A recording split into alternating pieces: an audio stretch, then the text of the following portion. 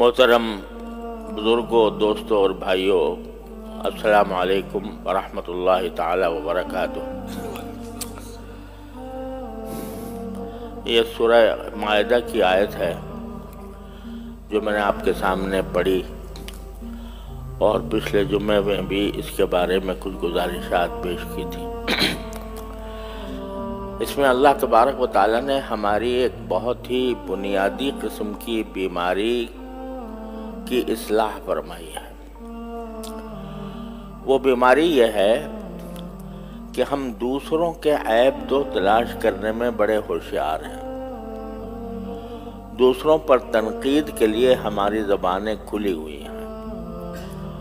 फला ये करता है, फला ये करता है, लोगों के अंदर ये खराबी पैदा हो गई है, वो खराबी पैदा हो गई है।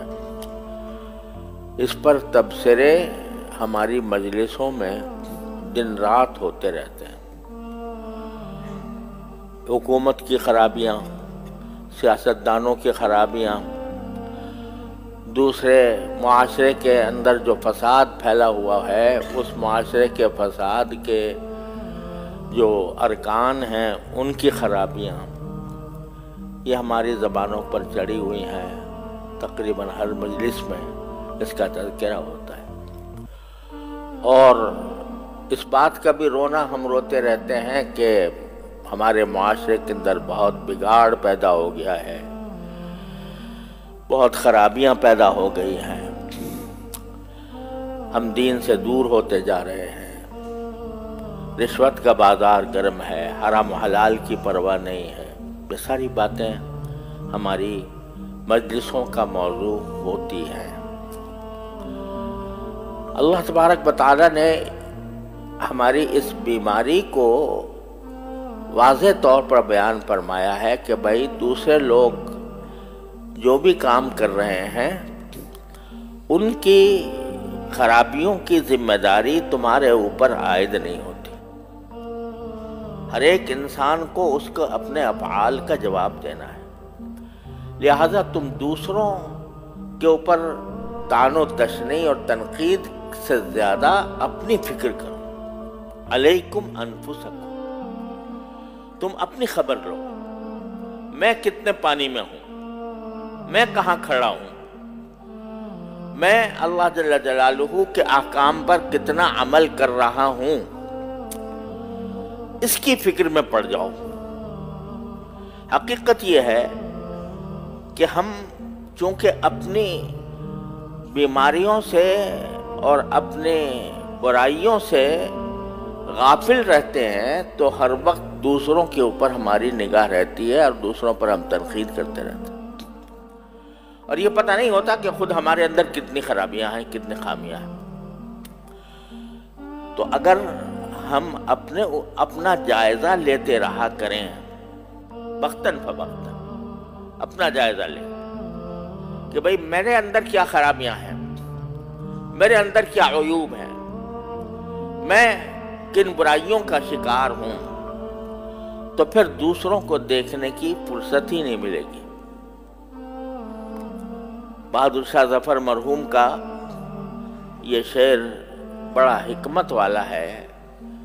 वो कहते हैं कि थे जो अपनी बुराई से बेखबर, रहे औरों के ढूंढते ऐब व हुनर। रहे अपनी बुराई से बेखबर, रहे औरों के ढूंढते ऐब व हुनर। पड़ी अपनी बुराई पर जो नजर, तो निगाह में कोई बुरा न रहा।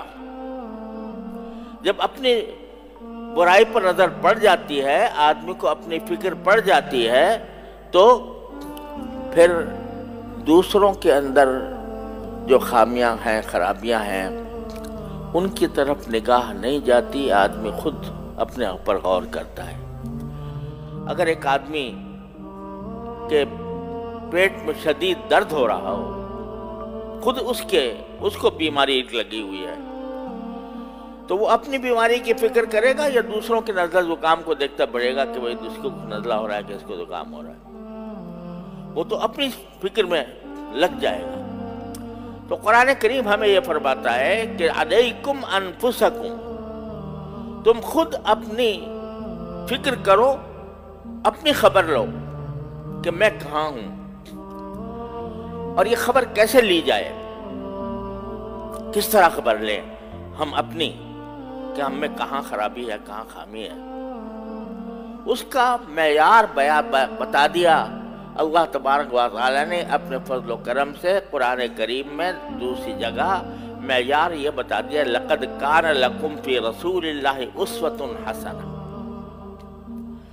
कि तुम्हारे लिए अल्लाह के रसूल सल्लल्लाहु अलैहि वसल्लम की जिंदगी में एक बेहतरीन नमूना है जो हमने तुम्हारे सामने पेश किया।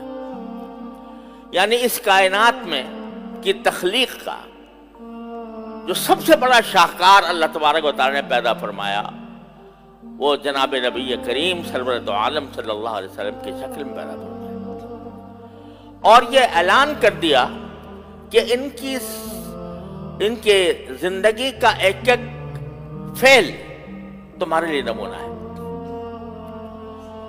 वो अकायद में नमूना है, वो इबादात में नमूना है, वो मुआमलात में नमूना है, वो अखलाक में नमूना है, वो मुआशरत में नमूना है। तो अपना जायजा लेने का बेहतरीन तरीका ये है कि कोई ऐसी किताब आपके हमारे सामने हो जिसमें रसूल करीम सल्लल्लाहु अलैहि वसल्लम की हयात तय्यबा बयान की गई है, आपकी सिफात बयान फरमाई गई हैं, जिसमें सरकार दो आलम सल्लल्लाहु अलैहि वसल्लम के तौर तरीके बयान फरमाए गए हैं।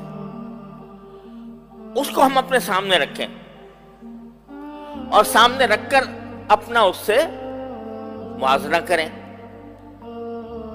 कि भाई मैं ये जो सिफात बयान की जा रही हैं नबी करीम सल्लल्लाहु अलैहि वसल्लम की, इन सिफात में उसका कोई शायबा मेरे अंदर है या नहीं है। मसलन रसूल करीम सल्लल्लाहु अलैहि वसल्लम की सिफात में ये था कि आप बुर्दबार थे, हलीम थे, और हलीम के माना ये कि दूसरों के साथ हमेशा आप खुश अखलाकी से, मोहब्बत से, खैर खाही से बात किया करते थे, और कोई कितने ही गुस्सा करने वाले दूसरा गुस्सा कितना भी कर रहा हो, लेकिन रसूल करीम सल्लल्लाहु अलैहि वसल्लम जवाब में गुस्से का जवाब गुस्से से नहीं देते थे। हदीस सही बुखारी में हदीस है कि एक साहब थे, किसी वक्त रसूल करीम सल्लल्लाहु अलैहि वसल्लम ने उनसे कोई ऊंट लिया था, और उस ऊंट की यानी वो ऊंट वाजिब हो गया था नबी करीम सल्लल्लाहु अलैहि वसल्लम के ज़िम्मे, आपने अपने ज़िम्मे ले लिया था किसी वजह से, किसी अक़द की बुनियाद पर, कि हुज़ूर अक़दस सल्लल्लाहु अलैहि वसल्लम को ऊंट अदा करना था किसी का।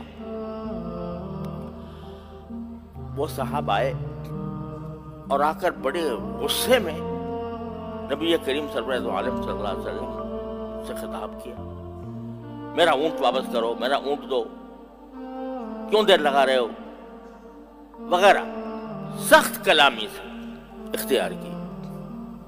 अब आप जरा तसव्वुर फरमाएं कि सरकार दो आलम सल्लल्लाहु अलैहि वसल्लम बहैसियत नबी के, बहैसियत रसूल के जो मकाम था वो तो अपनी जगह है, लेकिन बहैसियत एक इंसान के आपकी नबूवत से पहले भी जिंदगी ऐसी गुजरी कि लोगों के साथ आपका मामला इंतहाई नरम होता था, और आप सादिक और अमीन के लक़ब से पुकारे जाते थे।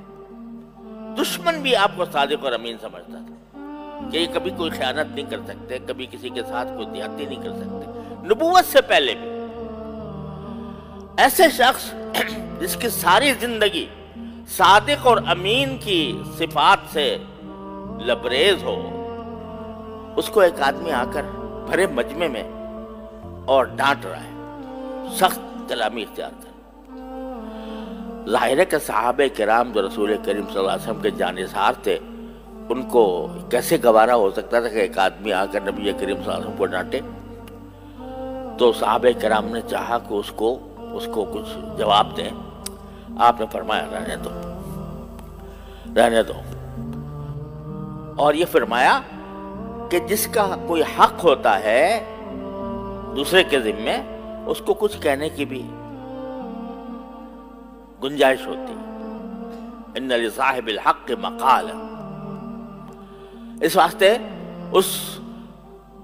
اگر میں یہ کہوں تو غلط نہیں ہوا کہ وہ بدتمیزی تھی جو نبی کریم صلی اللہ علیہ وسلم کے ساتھ کی جا رہی تھی، اس بدتمیزی کا جواب سرکار دو عالم صلی اللہ علیہ وسلم نے یہ صحابہ کو روکا کہ اس کو کوئی برا بھلا نہ کہو، اس لیے کہ یہ صاحب حق ہے، باقی ہمارے ذمہ ایک حق ہے تو ادا کرنا ہے، تو اس کو کہنے دو۔ اور پھر یہ فرمایا کہ جتنی قیمت کا اونٹ میرے ذمہ واجب ہے، اس سے زیادہ قیمت کا اس کو ادا کرو، اس کو زیادہ قیمت کا ادا کیا۔ اب یہ حلم دیکھیے، حلم کی صفت کہ دوسرا غصے کا مظاہرہ کر رہا ہے، ڈانٹ ڈپٹ کر رہا ہے، اور اس کے جواب میں آپ حلم کا، بردباری کا مظاہرہ فرما رہے ہیں۔ یہ سنت ہے رسول کریم سرور دو عالم صلی اللہ علیہ وسلم کی، کہ غصے کے مقابلے میں غصہ نہیں، غصے کے مقابلے میں ٹھنڈ، غصے کے مقابلے میں بردباری، اس کے مقابلے میں نرمی، یہ ایک صفت ہے کہ جو رسول کریم صلی اللہ علیہ وسلم کی اللہ تعالیٰ نے پیدا فرمائی، اور آپ نے ساری زندگی اس کے اوپر عمل کیا۔ ایک صاحب سے وعدہ ہو گیا کہ کسی وقت فلاں جگہ پر ملیں گے، اور نبی کریم صلی اللہ علیہ وسلم اسی وقت کے مطابق جگہ پر پہنچ گئے، کیونکہ وعدہ کیا تھا۔ وہ صاحب نہیں موجود تھے، آپ وہاں کھڑے رہے، اور یہاں تک کہ روایت میں تو یہ آتا ہے کہ روزانہ جا کر وہیں پر کھڑے رہتے، 3 دن اسی طرح گزارے۔ 3 دن کے بعد وہ صاحب ٹہلتے ہوئے آ رہے کہ وعدہ کیا تھا فلاں جگہ ملنے کا۔ ابھی جو شخص 3 دن جس نے وعدہ خلافی کی اور تکلیف دی کہ آدمی انتظار کر رہا ہے اس جگہ کھڑا ہوا، اس کو پرواہ نہیں۔ اس کے ساتھ صرف اتنا کہا کہ بھائی تم نے مجھے 3 دن تک انتظار میں کیوں رکھا، بس، نہ کوئی ڈانٹ، نہ کوئی ڈپٹ، نہ کوئی غصہ۔ تو یہ اوصاف ہیں، یہ ہیں سنت رسول کریم صلی اللہ علیہ وسلم کی۔ حلم، دعا بھی فرمائی اور اس دعا کی تلقین بھی کی، ہم سب کو تلقین کی، اللہم اعنی بالعلم وزینی بالحلم، کہ اللہ مجھے علم سے میری مدد فرما، علم سے میری مدد فرما، اور وزینی بالحلم، ایک روایت میں اللہم اغننی بالعلم، کہ اللہ مجھے علم میں غنی بنا دے، اور وزینی بالحلم، اور مجھے زینت عطا فرما حلم کے اندر، حلم کے ذریعے، کہ میرے اندر ایسا حلم ہو، ایسی بردباری ہو کہ دوسرے لوگوں کے غصے کے جواب میں میں ہمیشہ ٹھنڈا رہوں، بردباری کا مظاہرہ کروں۔ اب ہم سب، یہ ایک بس میں نے بیان کیا، ہم سب اپنا جائزہ لے کر دیکھیں کہ کیا ہمارے اندر یہ حلم ہے۔ تو اگر نہیں ہے تو اس کے معنی یہ کہ ہم عیب دار ہیں، ہمارے اندر عیب، ہمارے اندر خامی ہے، ہمارے اندر خرابی ہے۔ تو جب ہمارے اندر یہ خرابی موجود ہے تو میاں دوسروں کو کیا تم ملامت کرتے ہو جب تمہارے اندر خود موجود ہے یہ خرابی۔ رسول کریم سرور دو عالم صلی اللہ علیہ وسلم کا حلم دنیا کے اندر مشہور ہے، ساری دنیا جانتی ہے، आपका दूसरों के साथ खुशगवार अंदाज में मिलना और दूसरे की गाली का जवाब गाली से न देना।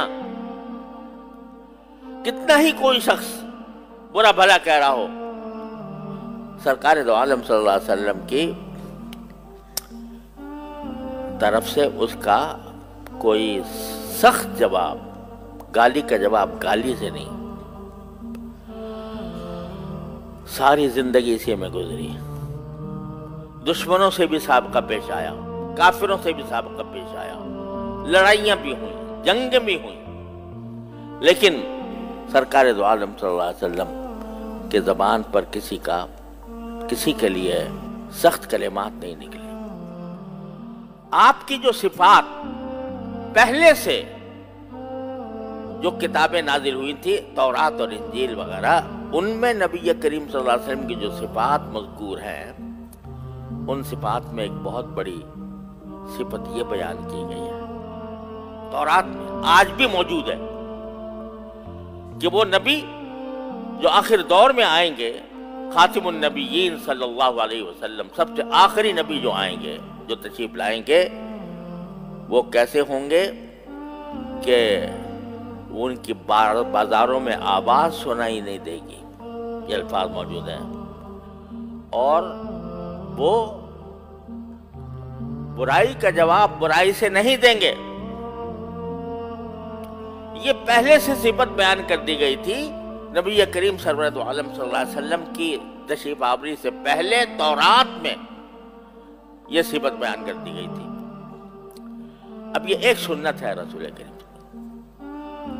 तो ये अपने अंदर पैदा करने की जायजा ले हर इंसान हम में से कि भाई मैं इस सिफत पर कितना मैं अमल करता हूँ। ये जो कुरान पढ़ रहा है, अलैकुम अनफुसकुम, अपनी खबर लो, अपने हालात का जायजा लो और देखो कि कहां खराबी है। तो उसके लिए हमने तुम्हारे सामने एक आईना रख दिया है। वो आईना क्या है? नबी करीम सरवर दो आलम सल्लल्लाहु अलैहि वसल्लम की सीरत तय्यबा, आपके अखलाक, आपके आदात, आपका किरदार, दूसरे लोगों से आपका मुआमला, ये सब रसूल करीम सरवर दो आलम सल्लल्लाहु अलैहि वसल्लम ने सामने रख दिया। एक शख्स आता है और आकर कहता है, या रसूलल्लाह, मुझे जिना की इजाजत दे दीजिए, जिना की इजाजत दे दीजिए मुझे, मैं जिना करना चाहता हूं, छोड़ नहीं सकता। कोई और हो हम जैसा तो उसको डांट कर भगा दे, क्या बकवास कर रहा है। लेकिन सरकार दो आलम सल्लल्लाहु अलैहि वसल्लम ने उसको करीब बुलाया, उसके कंधे पर हाथ रखा, शफकत से फरमाया कि तुम जो काम किसी की बहन या बेटी के साथ करना चाहते हो, अगर कोई वो दूसरा तुम्हारी बेटी तुम्हारी बहन के साथ करे, पसंद करोगे? तो उसने कहा नहीं या रसूलल्लाह। कहा कि जब तुम कई रिश्तों का नाम लिया, अगर तुम्हारी बहन के साथ करना चाहे, तुम्हारी बेटी के साथ करना चाहे, तुम्हारी माँ के साथ करना चाहे, पसंद करोगे? हर चीज, हर एक का नाम अलग अलग लेकर हर एक के बारे में वो कहता रहा कि नहीं जी, नहीं नहीं नहीं। आपने फरमाया कि फिर जिसके साथ तुम ये अमल करोगे वो भी किसी की बहन होगी, किसी की माँ होगी, किसी की बेटी होगी। जब तुम अपने लिए पसंद नहीं करते ये बात, तो दूसरों के लिए कैसे पसंद करते? ठंडक पड़ गई उस शख्स के दिल में और अल्लाह ताला ने उसको तौबा की तौफीक दे दी। अगर उसको डांट वांट पिलाते कि क्या बकवास कर रहा है, ये कोई मांगने की बात है? अल्लाह के रसूल से मांग रहा है कि मैं जिना करना चाहता हूँ सल्लल्लाहु अलैहि वसल्लम। आपने ना डांटा ना डपटा, मोहब्बत प्यार से उसको समझा दिया। अल्लाह तबारक व तआला ने उसको उसकी इस्लाह कर दी। तो ये सारी सिफात नबी करीम सल्लल्लाहु अलैहि वसल्लम, ये सब सुन्नत है। बेशक बहुत सी सुन्नतें ऐसी हैं जो हम अल्हम्दुलिल्लाह अल्लाह ने तौफीक दे दी है। भाई दाढ़ी रखना सुन्नत है, कुर्ता पहनना सुन्नत है, और अपने पांचों को टखनों से ऊंचे रखना सुन्नत है, بیت الخلا میں جاتے ہوئے بایاں پاؤں پہلے داخل کرنا اور نکلتے ہوئے دایاں پاؤں پہلے نکالنا، مسجد میں داخل ہوتے ہوئے دایاں پہلے رکھنا، بایاں پہلے بعد میں نکالنا، یہ سب سنتیں ہیں بے شک، اور ان میں سے بہت سو پر شاید ہم عمل بھی کرتے ہیں الحمدللہ، اللہ تعالیٰ کا شکر ہے، لیکن سنتیں ان میں منحصر نہیں ہیں۔ اصل سنت یہ ہے کہ رسول کریم سرورت عالم صلی اللہ علیہ وسلم اپنی ذات کے ساتھ کیا معاملہ فرماتے تھے، دوسروں کے ساتھ کیا معاملہ فرماتے تھے، اپنی بیویوں کے ساتھ کیا معاملہ تھا، اپنے ساتھیوں کے ساتھ کیا معاملہ تھا، اپنے رشتہ داروں کے ساتھ کیا معاملہ تھا، یہ ساری سنتیں ہیں رسول کریم صلی اللہ علیہ وسلم۔ ہم چھوٹی چھوٹی سنتوں پر عمل کر کے بس کہنا بھائی ہم تو متبع سنت ہیں، داڑھی رکھ لی متبع سنت ہے۔ بے شک اللہ کی نعمت ہے کہ اللہ نے اس سنت پر عمل کرنے کی توفیق بخشی، یہ بھی کوئی معمولی بات نہیں ہے، یہ بھی اللہ تعالیٰ کا فضل و کرم ہے، بہت سو کو حاصل نہیں ہے، اللہ نے عطا فرما دی، اس کی کوئی بے قدری کرنی نہیں ہے، لیکن میں یہ کہہ رہا ہوں کہ یہ جو صفات ہیں نبی کریم سرورت عالم صلی اللہ علیہ وسلم کی، ایک ایک صفت، غصے کے موقع پر آپ کا کیا طرز عمل ہوتا تھا، دوسروں کی طرف سے طعن و تشنیع اور دوسروں کی طرف سے تکلیف پہنچانے کی صورت میں آپ کا طرز عمل کیا ہوتا تھا، آپ اپنی ازواج کے ساتھ، بیویوں کے ساتھ کیا برتاؤ کرتے تھے، آپ اپنے رشتہ داروں کے ساتھ کس طرح رہتے تھے، ان کے کس طرح حقوق ادا فرماتے تھے، یہ ساری سنتیں ہیں۔ اگر خرید و فروخت کا کوئی معاملہ ہوتا تھا تو کیا کرتے تھے، ہمیشہ جتنا حق اپنے اوپر واجب ہوا اس سے زیادہ دے دی، اس حالت میں جبکہ بعض اوقات 3 مہینے تک گھر میں آگ نہیں جلتی تھی، اس حالت میں بھی جب کسی دوسرے کے ساتھ معاملہ ہوا تو جتنا حق واجب تھا اس سے زیادہ اس کو دیا، ہمیشہ۔ اللہ تبارک و تعالیٰ نے دریا دلی کا ایک پیکر بنایا تھا نبی کریم صلی اللہ علیہ وسلم، تو یہ ساری سنتیں موجود ہیں، لکھی ہوئی ہیں، حدیث کی کتابوں میں بھی، سیرت و سنت کی کتابوں میں بھی، ان کو آدمی پڑھے اور پڑھ کر ہر سنت کے ساتھ اپنا جائزہ لے، اس سنت پر میں کتنا عمل کر رہا ہوں۔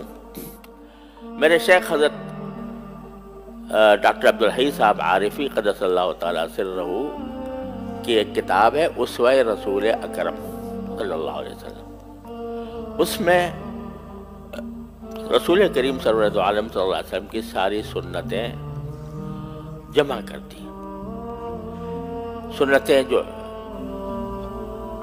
عبادات سے متعلق ہیں وہ بھی، آپ طہارت میں کیا سنت ہے، آپ کی نماز پڑھنے میں کیا سنت ہے، یہ بھی، اور اخلاق میں، معاملات میں، معاشرت میں کیا طور طریقہ اپنایا ہوا تھا، اس کو جمع کر دیا ہے ایک کتاب میں۔